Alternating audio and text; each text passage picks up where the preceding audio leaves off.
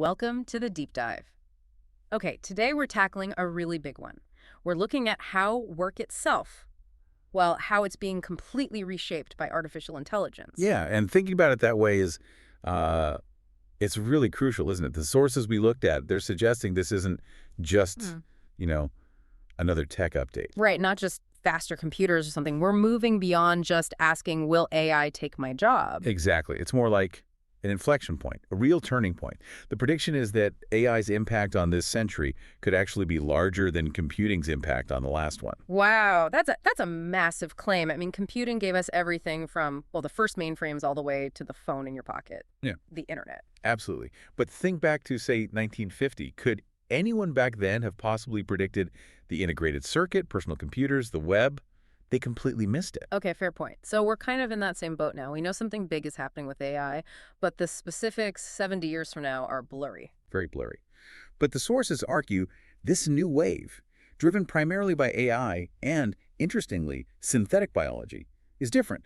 They call them higher-order technologies. Higher order, what does that mean exactly? It means they're not just tools to do specific tasks better. They engage with fundamental principles, intelligence itself and life itself. It's like technology is entering a new phase, moving beyond just being useful thing. Okay, so it's a fundamental shift. That means we really need to get a handle on what this modern AI actually is.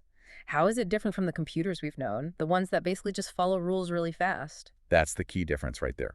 Traditional Yeah. computing, it's all about logic.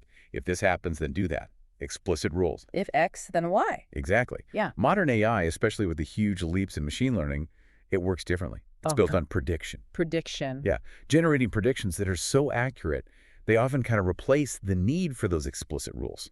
Think about recognizing a cat. Trying to write rules for every possible way a cat might look. Sitting, running, different breeds, weird lighting, half hidden.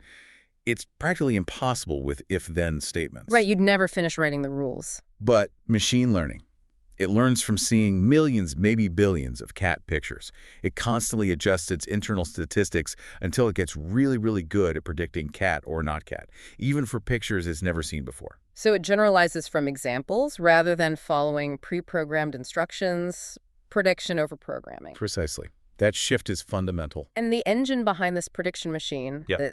that's the deep learning, right? What's going on there? Deep refers to the structure. These systems, like the large language models or LLMs, such as GPT-4, they use artificial neural networks. Think of them as like the great-great-grandchildren of very early ideas about logic circuits from the 1940s, people like McCulloch and Pitts. So inspired by the brain, kind of. Loosely inspired, yes. But now these networks are enormous. They can have millions, billions, even trillions of parameters. These are like the connections, the synapses between artificial neurons, all organized in many, many layers, hence deep. And how do these trillions of connections actually learn? You mentioned it's not rule-based. Right. The learning process is complex, Yeah. but a key mechanism is called backpropagation. Back propagation. Sounds technical. Can you break that down a bit? Well, let's try an analogy. Imagine you're learning to shoot hoops, but you're blindfolded. You take a shot. Someone tells you, okay, you missed. You're about a foot too high and 6 inches to the left. Okay, so I get feedback on the error. Exactly. Based on that error signal, too high, too left, you adjust your stance, your arm angle, everything, just slightly. Then you shoot again. Backpropagation is kind of like that, but for the AI. So. When the AI makes a prediction, say, predicting the next word in this sentence, it checks how far off it was from the correct word. That difference is the error, or what they call the loss function. That error signal is then sent backward through all those layers of the network, and it very slightly adjusts the weight or strength of every single connection that contributed to that mistake. So it tweaks all the little knobs based on how wrong it was. Millions and millions of times, yes. It constantly refines itself, minimizing that error, getting better and better at the prediction task until its performance becomes, well, sometimes exceptional. And that accelerated learning, that refinement process, it's led to AI doing things that feel genuinely unhuman. Absolutely. The moment that really drove this home for many was back in 2016. AlphaGo playing the World Go champion, Lee Sedol. Ah, yes, the famous Move 37. Exactly. AlphaGo made this move. It placed a stone in a part of the board that looked completely empty, almost irrelevant to human eyes. The human commentators were baffled. They thought maybe the system had glitched. But it hadn't. Not at all. AlphaGo itself, based on its training through reinforcement learning playing countless games against itself, it calculated the probability of a top human player ever making that specific move as vanishingly small, like 1 in 10,000. Wow, so it wasn't just playing better human Go, it was playing something else entirely.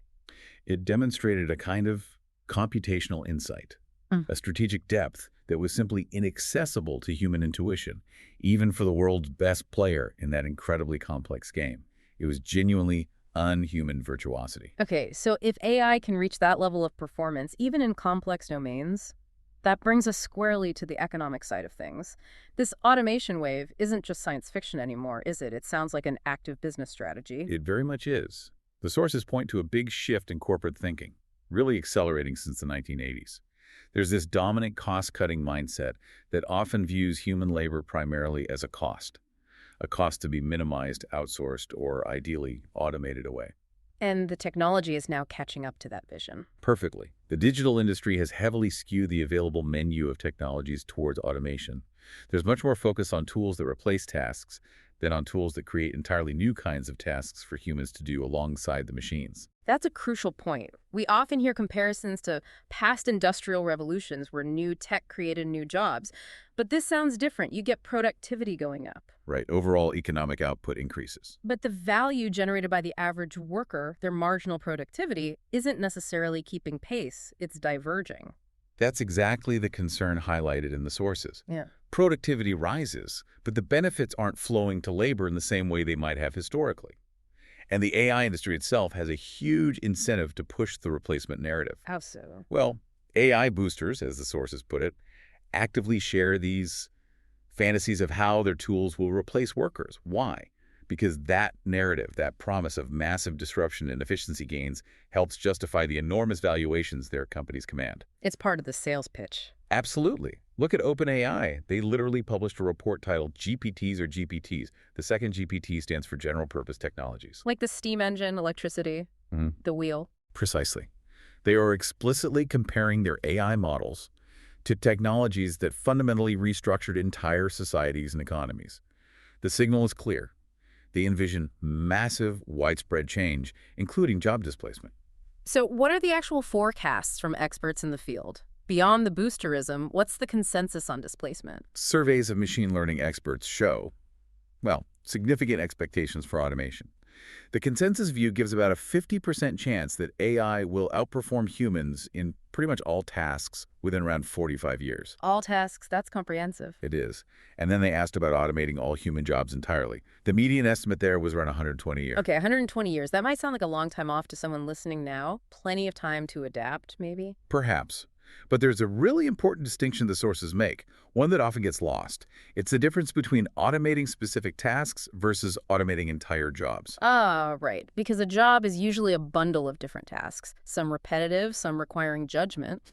Exactly. A job might be, say, 90% routine data entry or analysis, which AI could automate relatively easily, and 10% complex human judgment or client interaction. If that 90% gets automated. Then the job itself is fundamentally altered, or maybe even disappears even if a human is technically still involved in that last 10%. Precisely. The current economic model is laser-focused on automating those repeatable, high-volume tasks first. So while the 120-year figure might apply to total economic automation, the disruption and restructuring of many middle-skill, knowledge-based roles, think paralegals, certain types of analysts, maybe entry-level coders that could happen much, much faster. The long-term trajectory seems set, even if the exact timelines are debated. It's a powerful push towards automation. But here's the twist, right? The sources revealed this huge irony. The sophisticated AI driving this wave, it's actually running on a vast hidden foundation of human labor, the shadow workforce. Yes, the ghost work, or crowd work as it's often called. This is the invisible engine behind so much of what we perceive as automated intelligence. It involves armies of low-paid workers, often in the global south, hired on demand through online platforms. And what are they actually doing? They're doing the tasks the AI can't do well enough yet. Things like filtering harmful content, correcting the AI's mistakes, and crucially, labeling massive datasets, text, images, videos. They're essentially teaching the AI, refining its abilities through human grunt work. So the machines learn from humans who are doing this, often unseen, low-paid work. What's the impact on those workers? It sounds incredibly precarious. It is deeply precarious. This system often replaces potentially stable career paths with fragmented, insecure gig work. The sources document serious consequences, significant mental health challenges, even PTSD. PTSD from doing data work. Yes, particularly for those involved in content moderation. Imagine being paid pennies to filter through endless streams of violent images, hate speech, or graphic material, all to make online platforms safe, or train AI to recognize harmful content. These workers are often lured by the promise of digital jobs, but end up doing repetitive, emotionally taxing labor, usually without the benefits, stability, or mental health support you'd expect in a traditional job. It's like a hidden, essential underclass powering the high-tech economy. That's a good way to put it. They're vital to the current state of AI, but largely invisible and unprotected. And even when companies do use this human workforce, the way these platforms are designed seems suboptimal, like they miss opportunities. That's another key issue raised. Many of these on-demand platforms are built around the idea of individual workers operating in isolation. This often overlooks the power of human collaboration. People working together can often be far more creative and efficient than individuals working alone on microtasks. And there are frictions in the system itself. Yes. For example, the cost and effort of vetting workers, making sure they have the right skills, often gets pushed from the platform or staffing agency onto the company requesting the work. So the company has to figure out if the gig worker is any good. Right. And what often happens is once a company finds a few good vetted workers, they just keep reusing that same small pool over and over again. This creates friction, makes it hard for new workers to get verified opportunities, and kind of undermines the whole idea of a flexible, fluid, on-demand workforce. It becomes rigid in practice. Okay, so we have this strong push for automation, fueled in part by this hidden human labor force facing significant challenges. Let's shift gears slightly. Where does this relentless drive for automation actually hit a wall? What are the limits? When does the system basically say, nope, we still need a human here? The sources suggest two main types of barriers. First, there's what you could call the action barrier. The action barrier. This comes up when the core value of the task lies in the human performance itself, not just the outcome. Think about things like caring for an elderly person, empathy, human connection. That's central. You can't just automate that away effectively. Or maybe like professional sports. You want to see humans compete, right? The thrill is in the human element. Exactly. Or even something simpler, like telling jokes. Mm. Studies show people find jokes recommended or told by machines significantly less funny than those from humans. The human delivery, the shared context, it matters. Okay, so the action barrier is about inherently human activities. What's the second barrier? That's the uncertainty barrier. This is especially relevant in high-stakes decision-making. Think medical diagnosis, or maybe interpreting a fuzzy X-ray image. Where getting it wrong has serious consequences. Right. In these situations, the AI model might calculate its prediction, but its confidence level might be low. It's uncertain. Instead of just guessing and potentially causing harm, It flags it. exactly, it employs what's called a reject option. The AI can handle all the clear-cut, easy cases quickly and efficiently. But when it encounters an ambiguous or difficult case where its internal probabilities are low, it essentially says, I'm not sure enough, and kicks it over to a human expert. So it preserves the human role for the tricky stuff, the nuanced judgments, the situations demanding high levels of certainty or risk management. Precisely. It keeps humans in the loop where their judgment is most critical, preventing algorithms from making potentially dangerous mistakes in ambiguous situations. This feels like a natural bridge to the other side of the coin, not just displacement or ghost work, but augmentation. If AI isn't just replacing us, how is it making us better, smarter, faster? This is the co-intelligence idea, right? Absolutely. And this is where things get genuinely exciting. Large language models like GPT-4 are proving to be incredibly powerful tools for augmenting professional work, especially tasks involving information processing. How so? Give me an example. Imagine you're a CEO, and suddenly there's a massive, unexpected disruption in your global supply chain, a natural disaster, a geopolitical event. You need a comprehensive overview fast. An LLM can digest news reports, internal documents, shipping manifests, economic data, potentially hundreds of pages, in minutes. And synthesize it into a coherent summary of the key issues and potential impacts. Exactly. Or think about planning a complex business trip with tons of constraints, specific meeting times, budget limits, visa requirements, preferred airlines. The AI can process all those variables and generate optimized itineraries much faster than a human could. It dramatically expands the scope and speed at which professionals can operate. And what about fields that are incredibly text-heavy, like law? The impact there is already significant. The sources indicate AI tools can now perform tasks like exhaustive patent searches, sifting through mountains of documents and legal discovery, or scanning long, complex contracts for specific clauses or potential red flags. Tasks that used to take armies of paralegals or junior associates weeks? Right. AI can do that work at a level equal to, or sometimes even exceeding, human clerks and paralegals in terms of thoroughness and speed. Now, this doesn't necessarily eliminate the senior lawyer, the expert strategist. But it makes them much more effective by handling the laborious data processing. Precisely. It frees up the human expert to focus on higher-level strategy, negotiation, and client interaction, armed with much better, faster information analysis. Beyond just speed and efficiency, though, the sources mention something more profound, AI as a kind of alien perspective, a thinking companion. Yes, and this is fascinating. Humans, we all have cognitive biases. We get stuck in our own ways of thinking, our own perspectives. Confirmation bias is a classic example. We tend to favor information that confirms what we already believe. Okay, so how does AI help with that? An AI, particularly an LLM trained on vast, diverse data sets, doesn't have those human biases in the same way. It can act as a sort of cognitive sparring partner. You can ask it to critique your idea, to generate strong counterarguments, to point out potential blind spots you hadn't considered. So it forces you to see things differently. Exactly. It provides this alien, non-human perspective that can jolt you out of your routine thinking patterns. It augments not just your efficiency, but the actual quality of your decision-making by helping you overcome inherent biases. It's a tool for reflection. That potential for augmentation seems particularly powerful in education, which often struggles with old problems like large class sizes and standardized approaches. How can AI help students learn better without just doing your homework for them? The key, once again, is in the design of the AI tool. Educational applications, like Khan Academy's Khanmigo, are being specifically built not to just give answers. They're designed as guides, as coaches. A coach that refuses to just tell you the answer. How does that work in practice, say, for writing an essay? Okay, let's take that example. A student needs to write an essay on, say, The Great Gatsby. The AI coach won't write the essay. Instead, it might start by prompting the student. What are some key themes you could explore? Maybe the American dream, social class, love, and wealth. So it helps brainstorm or structure the thinking. Right. Then, maybe the student writes a draft paragraph. They submit it to the AI. The AI doesn't rewrite it. Instead, it acts like a sophisticated writing tutor. It might say, "This is a strong topic sentence, but your evidence from the text here is a bit weak. Can you find a better quote to support this point?" Or, "Have you considered the counterargument to this claim?"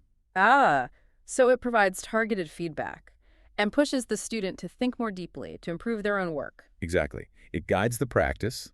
It might critique the argument's logic, suggest areas for development, check for clarity, but the student is still doing the core intellectual work, the writing, the thinking. The AI just accelerates the feedback loop, providing personalized guidance that a single teacher might struggle to give to 30 students simultaneously. Used properly, then, it could really help tackle some long-standing challenges in education and potentially accelerate learning. That's the hope. It could affect how teachers plan, how they instruct, how they assess, freeing them up for more direct human interaction while the AI handles some of the guided practice and feedback. This all points towards a crucial emerging skill, doesn't it? It's not just about using AI, but about knowing how to interact with it effectively. Absolutely. The sources talk about this skill as programming in prose. Programming in prose, I like that. So writing, but for a machine audience. Kind of. It highlights that the people who get the most out of these AI tools, the real user innovators, are those who deeply understand the tool's capabilities and its limitations. They know how to structure their requests, their prompts in natural language to get the best possible output. So just asking a casual question like you would a person isn't the most effective way. Often not, especially for complex tasks. Throwing a vague question at an LLM might get you a generic or even unhelpful answer. Effective prompt engineering is more structured. It's less like chatting, more like, like giving clear instructions. Okay, so what does that look like practically? How do you program in prose? There are several techniques. One is defining a clear role for the AI, act as an expert financial analyst. Another is setting specific constraints, using only data from the last fiscal year, focusing on companies in the renewable energy sector. Giving context is key. So you frame the task precisely. Exactly. Yeah. And perhaps the most powerful technique mentioned is chain of thought prompting. Chain of thought. What's that? It means you don't just ask for the final answer. You ask the AI to show its work, to reason step by step. For instance, instead of, should we invest in company X, you might prompt. First, analyze company X's Q3 financial report. Second, identify its main competitors and their market share. Third, list the top 3 risks associated with this sector. Fourth, based on the above, provide a recommendation on investment with your reasoning. Ah, okay. So you break the problem down into logical steps for the AI to follow. Yes. This does 2 things. First, it often leads to a more accurate and well-reasoned final output because the AI has followed a structured process. Second, if the final output is flawed, you can look back at the intermediate steps and see exactly where the reasoning went off track, making it much easier to refine your prompt or correct the AI's process. So mastering this kind of structured interaction, this programming in prose, is becoming a really valuable skill. But as these powerful tools become embedded in the workplace, we absolutely have to talk about the bigger picture, the structural issues, the ethics of control. We do, because this transition isn't neutral. It comes with significant potential liabilities and power shifts. One huge concern is embedded bias. Bias in the AI itself, how does that happen? Well, remember, these AIs learn from vast amounts of human-generated data text from the internet, books, articles, essentially our entire digitized culture. And our culture contains biases, lots of them. Exactly. So the AI systems inevitably learn these biases, racial, gender, socioeconomic, cultural stereotypes that are embedded in the data they're trained on. If these bias systems are then deployed uncritically in important areas like hiring decisions, loan applications, or even medical diagnoses, They could end up perpetuating or even amplifying existing societal inequalities, but now at scale, hidden behind a veil of objective technology. that's the major risk. Systemic bias gets automated and potentially becomes even harder to challenge. And beyond bias in the models, who actually controls the underlying infrastructure, the computing power, the data? It feels very concentrated. It is incredibly concentrated. A handful of tech giants, Google, Amazon, Meta, Microsoft, effectively control the core infrastructure and the dominant platforms. They run these massive two-sided markets. Two-sided markets, meaning they connect users with advertisers or Yeah. sellers. Yes. Users on one side, advertisers or third-party sellers on the other. But the platform company controls the interaction, sets the rules, and critically harvests vast amounts of data from both sides. They then use this data to improve their own services, target ads, and often compete directly with the businesses operating on their platform. The sources use a pretty stark analogy for this, right? Like a robber baron. Yeah, comparing it to a hypothetical robber baron who owns the only electricity grid and sells appliances, they could potentially charge you higher electricity rates if you dare to buy an appliance from a competitor, effectively using their infrastructure control to stifle competition. So how does that play out in the digital world? Give me a concrete example. Okay, think about Amazon's marketplace. They host millions of third-party sellers.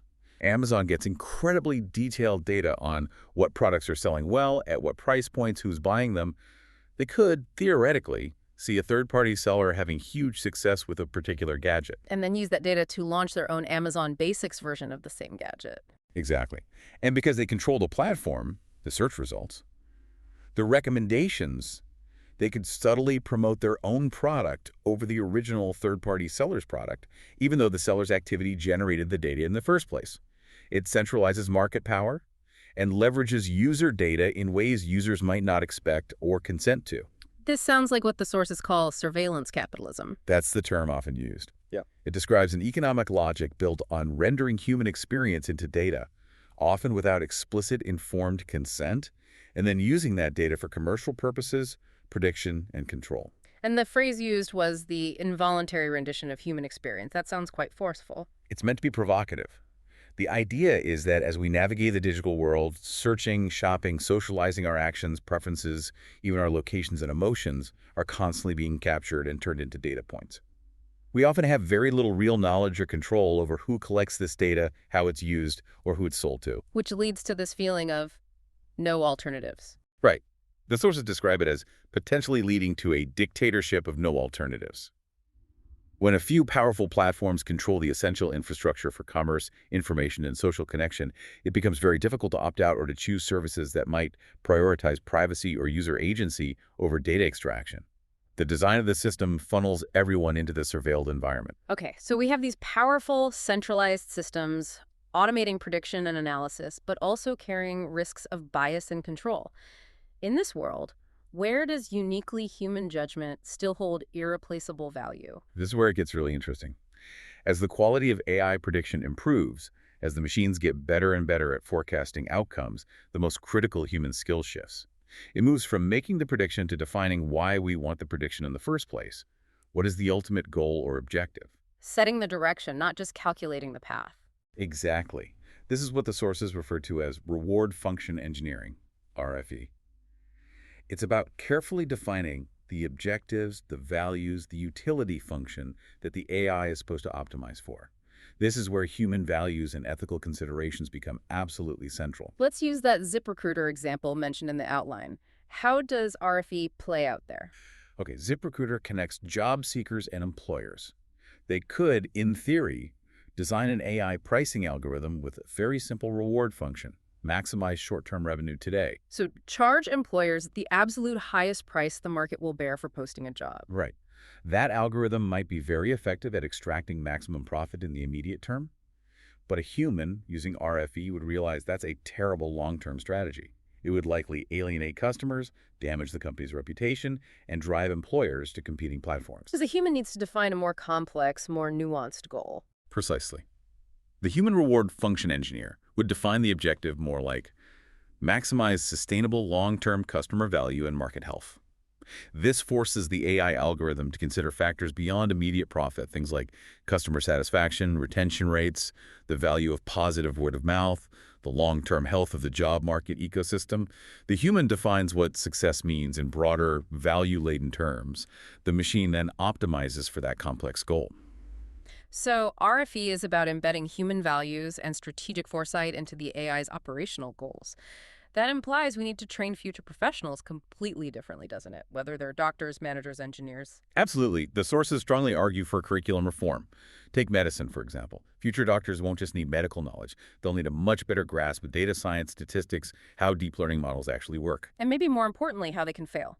How to spot bias, errors, or nonsensical outputs. Critically important.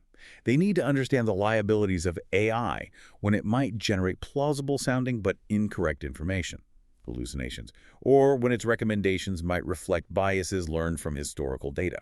If doctors just blindly trust the algorithm without understanding its limitations, we risk automating medical errors or reinforcing existing health disparities. We need critical users, not just passive recipients of AI output. And it's not just technical skills, is it? As care delivery shifts online, there's a human interaction element too. Yes, the sources talk about the need for training in webside manner. Webside manner. Like bedside manner, but for telehealth. Exactly. How do you maintain empathy, build rapport, and convey caring through a screen, especially when you might also be interacting with AI diagnostic tools during the consultation? It requires specific skills, maintaining eye contact via the camera, interpreting virtual nonverbal cues, ensuring the technology facilitates rather than hinders the human connection. We need to actively train professionals to prevent the tech from making interactions feel cold or impersonal. Okay, so we need technical literacy, critical thinking about AI limitations, and new communication skills like website manner. Underlying all this development, though, is the ultimate goal for many in the field. Artificial general intelligence, AGI. How do the key players like OpenAI actually define that goal? What are they aiming for? OpenAI has been quite explicit about their definition. For them, AGI is essentially a system that can outperform humans at most economically valuable work. Economically valuable work. That specific focus on economic value seems really important. It is. It frames the entire pursuit primarily in terms of productivity, efficiency, and market impact. That's the benchmark they've set for achieving AGI. And the race to achieve this AGI, it seems to have changed the dynamics, maybe moving away from earlier, more idealistic goals. It certainly appears that way. You look at OpenAI's origins, it started as a nonprofit with stated goals around safety and broad benefit. But the immense compute power and capital needed for cutting-edge AI development, coupled with intense competition, Has pushed things towards a more traditional, competitive commercial model. yes. The sources suggest that initial idealistic governance structures have largely given way to a highly competitive, often secretive race among a few major players, all driven by the singular obsession to reach AGI first. The concern is that the design of our future workplaces, and indeed future society, is therefore being heavily shaped by these centralized, commercially driven interests, potentially without enough focus on broader societal well-being, equity, or individual agency. This has been an incredibly rich deep dive. We've gone from the nuts and bolts of backpropagation and neural networks all the way up to global economic structures and the ethics of AGI. Let's try to synthesize a bit. We've clearly established AI not just as another tool, but as a potential general purpose technology. Right, with this unprecedented capability for speed, for prediction, and importantly for augmentation, when combined effectively with human skills, that programming and prose idea. And that augmentation potential is real and exciting. We see it boosting professional productivity, acting as a cognitive partner to overcome bias, and even offering new ways to personalize and accelerate education. Definitely. The co-intelligence frontier offers genuine promise for enhancing human capabilities. However, the current path of development raises serious flags. It's deeply intertwined with corporate strategies focused on cost-cutting and automation, potentially exacerbating inequality and hollowing out middle-skill jobs. And it relies heavily on that often invisible, precarious layer of ghost work, creating ethical concerns about labor practices. Plus, the technology itself carries risks of embedded bias and is increasingly concentrated in the hands of a few powerful tech giants. Which brings us back to the importance of design and values. The ultimate impact, positive or negative, seems to hinge on how we steer this technology. It really comes down to that reward function engineering we talked about. What are the values we choose to embed in these systems? Are we optimizing purely for short-term economic efficiency or for broader goals like human well-being, equity, and agency? And crucially, are we equipping people with the skills, technical literacy, critical thinking, ethical awareness, website manner to navigate this new world effectively? That's the core challenge for you, for all of us. Which leads us perfectly into our final provocative thought for you to consider. We touched on this idea from neuroscience and philosophy. What we perceive isn't reality itself. Our brain constructs an internal model, a simulation, based on sensory input. Right. Our conscious experience is the brain's best guess about the world, not a direct window onto it. Okay, now think about AI systems, especially these large models. They're often described as simulation engines too. They generate plausible outputs, text, images, code by learning patterns from vast data, essentially simulating human-like creation based on their internal model of that data. They're creating outputs that seem real or coherent based on the statistical patterns they've learned. So here's the question. If our own perception of reality is a kind of cognitive simulation, and AI is increasingly building the economic reality we inhabit, defining tasks, structuring workflows, determining what counts as economically valuable work based on its simulation, what happens when the AI's internal, data-driven, potentially biased, and efficiency-focused simulation becomes the dominant force shaping human labor and economic life? How do we ensure that the values embedded within that powerful AI simulation, the rules being written largely by centralized commercial interests, align with fundamental human needs, critical thinking, creativity, and genuine well-being, rather than just optimizing for narrow definitions of productivity and profit, whose simulation gets to define our working reality? That's the challenge. Ensuring the simulation serves humanity, not the other way around. A really critical question to leave you with. Thank you for guiding us through this incredibly important deep dive today. It was fascinating to discuss. Thanks for having me.